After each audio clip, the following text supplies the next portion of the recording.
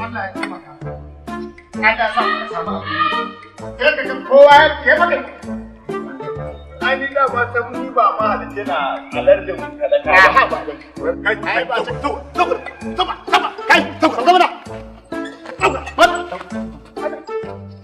a banza kariya. Kai, an ja tun kai wallahi baka isa ba sai dai ka tuntuɓo ni. Ban gane. Wallahi ka to akan me? Ayin fara jin daɗi kana ka je in mai lilin ya zo kaga sai kore mu gaba ɗaya. Allah baka isa ba. Wai kai dan Allah kake mun haka ne? Ya ni kake ma haka? Wahala kake ci wahala nake ci. To shikenan tara ka mu da ba za mu. Ha? Ya kuke? Gimbiya. Ya garin? Lafiya Wai ita ce? Wai ku har yanzu kuna nan kuna ta zaman banzan nan.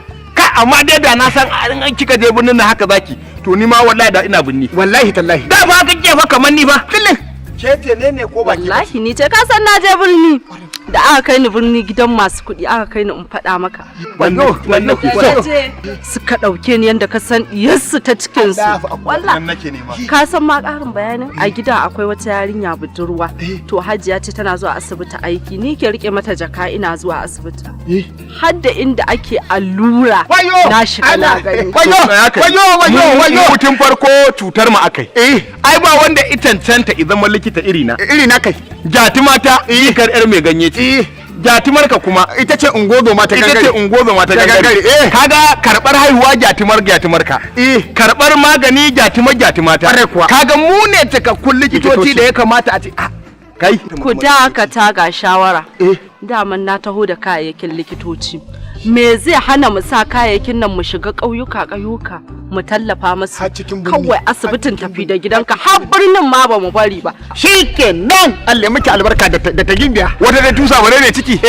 Wata ma can ta tusa bum bare mai ciki. Kun ga ni dai bari in tafi kusan na riga na saba da Zan kula mu zo gida ma hikaya. Za mu zo sai mun zo ba. Ai wannan da ka san ba wanda ta kai ni tallan daddawa. Bare kuwa. Ita kada ke dora tallan daddawa dubu.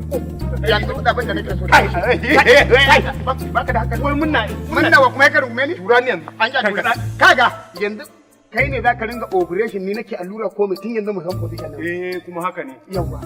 Ni zan rinka operation. Ni na allura. Kai za ka yi allura. Shikenan.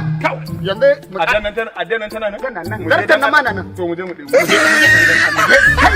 Ana mu je gurin.